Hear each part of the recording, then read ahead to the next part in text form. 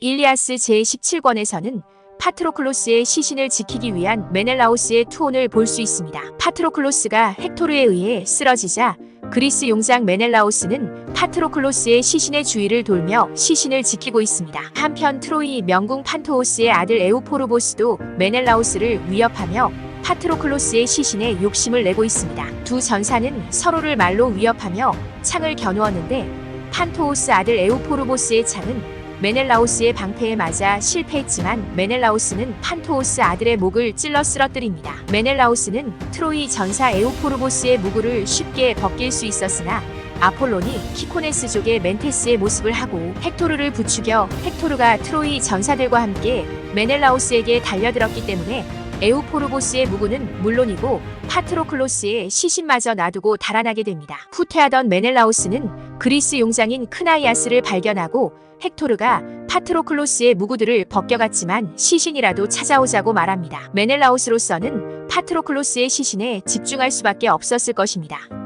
만약 파트로클로스의 시신을 지키지 못한다면 아킬레우스의 분노를 감당하기 어려울 것이기 때문입니다. 크나이아스와 메넬라오스가 헥토르에게 갔을 때는 이미 파트로클로스의 무구는 벗겨졌고 목은 잘린 채 헥토르에 의해 끌려가고 있었습니다. 크나이아스는 달려가 방패로 파트로클로스의 시신을 보호하였고 메넬라오스는 그의 곁에 같이 버티고 삽니다. 트로이 동맹군인 위키아의 글라우코스는 헥토르에게 파트로클로스의 시신을 트로이 성으로 가져가서 위키아의 왕인 사르페돈의 무구와 시신을 교환하지 않는다면 더 이상 전쟁에 참여하지 않겠다는 뜻을 밝힙니다. 또한 글라우코스는 그리스 용장 아이아스도 헥토르보다 사르페돈을 더 두려워했다고 말합니다. 그의 말에 기분이 상한 헥토르는 위키아 전사들과 트로이 전사들에게 자신이 파트로클로스가 입고 있었던 아킬레우스의 무구를 입고 올 때까지 열심히 전투를 하고 있으라고 명령합니다. 헥토르는 트로이 도성으로 운반되고 있는 아킬레우스의 무구들을 따라잡아서 그 무구들을 입습니다. 그 모습을 보고 있던 제우스는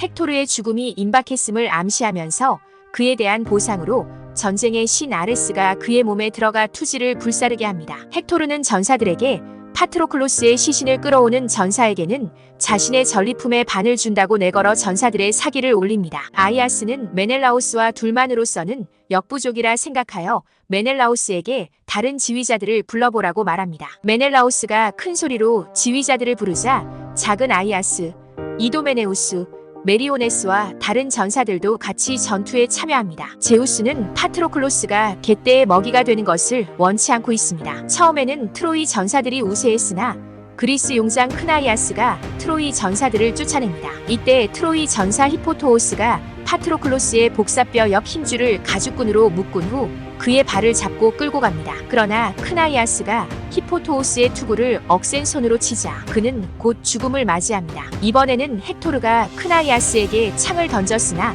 크나이아스가 피합니다. 크나이아스는 트로이 전사 스케디오스, 포르키스를 창으로 맞춰서 쓰러뜨렸고 그들의 무구를 그리스 전사들이 벗겨갑니다. 이때 아폴론이 아이네이아스의 아버지의 전령 페리파스의 모습을 하고 나타나 아이네이아스를 격려합니다. 아이네이아스는 전령 페리파스가 아폴론임을 알아보고 헥토르와 트로이 전사들에게 어떤 신이 제우스가 트로이 편이라고 말해줬다고 하면서 파트로클로스의 시신을 뺏기지 말자고 큰 소리로 말합니다. 두 진영의 전사들은 땀을 비오듯이 흘리며 싸움을 이어가고 있었고 시신을 둘러싸고 아귀다툼이 벌어집니다. 아킬레우스는 자신이나 파트로클로스가 트로이 성을 함락하지 못할 것이라는 이야기를 어머니 테티스를 통해 은밀히 들어왔지만 파트로클로스의 죽음에 대해선 언급이 없었기 때문에 그가 죽었으리라고는 생각하지도 못하고 있습니다. 두 진영의 전사들 모두 죽기를 각오하고 파트로클로스의 시신을 원하고 있습니다. 파트로클로스가 죽은 것을 알고 있는 아킬레우스의 말들은 움직이지 않고 줄곧 싸움터에서 울고 있습니다. 울고 있는 말들을 본 제우스는 헥토르가 아킬레우스의 무구를 입고 뽐내는 것까지는 허락했지만 아킬레우스의 말을 헥토르가 모는 일은 없을 것이라고 말합니다. 제우스가 아킬레우스의 말들에게 용기를 넣어주자 말들은 시종 아우토메돈을 싣고 그리스 진영으로 달려갑니다. 아킬레우스의 마부 아우토메돈은 전차에서 내려서 전투를 하기 위해 알키메돈에게 말들을 대신 몰아달라고 부탁합니다. 알키메돈이 전차를 모는 것을 본 헥토르와 트로이 용장들은 아킬레우스의 말을 뺏으려고 합니다. 이를 본 아우토메돈은 두 아이아스와 메넬라오스를 부릅니다. 그리스 용장들에게 도움을 요청한 아우토메도는 긴 창으로 트로이 전사 아레토스를 맞춰서 쓰러뜨립니다. 이번에는 헥토르가 아우토메돈에게 창을 던졌으나 아우토메돈이 피했고, 그때 마침 두 아이아스가 달려오는 것을 본 헥토르와 아이네이아스 크리미오스는 죽은 아레토스를 뒤로 한 채 물러섭니다. 아우토메돈은 트로이 전사 아레토스의 무구를 챙긴 후 피투성이가 된 채 전차에 올랐고, 파트로클로스를 둘러싼 치열한 싸움은 다시 시작됩니다. 제우스의 마음이 바뀌어 이번에는 그리스 전사들을 격려하기 위하여 아테네를 보냅니다. 아테네는 포이닉스로 변신하여 메넬라오스에게 파트로클로스의 시신을 뺏기면 치욕과 비난을 면치 못할 것이라고 말합니다. 메넬라오스는 포이닉스로 변한 아테네에게 제우스가 헥토르에게 영광을 주어 대적하기가 힘드니 자신에게도 아테네가 힘을 주어 파트로클로스의 시신을 지키고 싶다고 말합니다. 아테네는 자신에게 제일 먼저 기도하는 메넬라오스를 보고 기뻐하며 메넬라오스에게 용기를 불어넣어줍니다. 제우스는 트로이 전사에게 승리를 주고 그리스 전사는 패주하게 합니다. 큰 아이아스는 메넬라오스에게 트로이 전사들이 던지는 창은 백발백중이고 그리스 전사들이 던지는 창은 헛되이 땅에 떨어지고 있으니 파트로클로스의 시신과 자신들이 안전하게 후퇴할 수 있는 방법을 강구해보자고 말합니다. 그리고 되도록 빨리 아킬레우스에게 파트로클로스의 죽음을 알리자고 말합니다.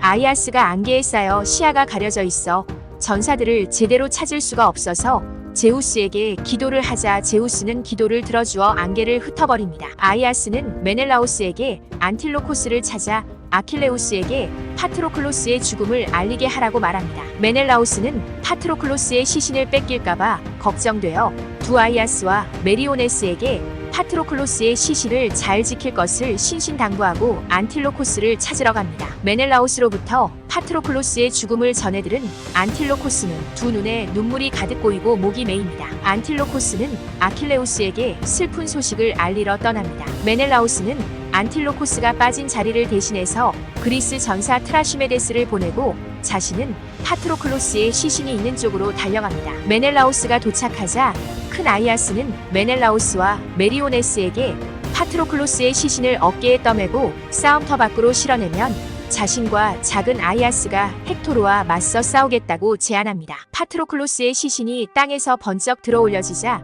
트로이 전사들이 고함을 지르며 달려들었지만 두 아이아스가 버티고 서 있자 감히 맞서 싸우지 못합니다. 그럼에도 트로이 전사들은 파트로클로스의 시신을 계속 뒤쫓습니다. 특히 트로이 용장 아이네이아스와 헥토르의 추적의 그리스 전사들은 비명을 지르며 달아났고 그리스 전사들의 무구들이 호 주위에 수없이 떨어졌고 전쟁은 계속됩니다. 이번 영상에서는 파트로클로스의 시신을 차지하기 위한 두 진영 간의 치열한 전투를 볼 수 있었습니다. 이상 일리아스 17권을 요약한 내용이었습니다. 감사합니다.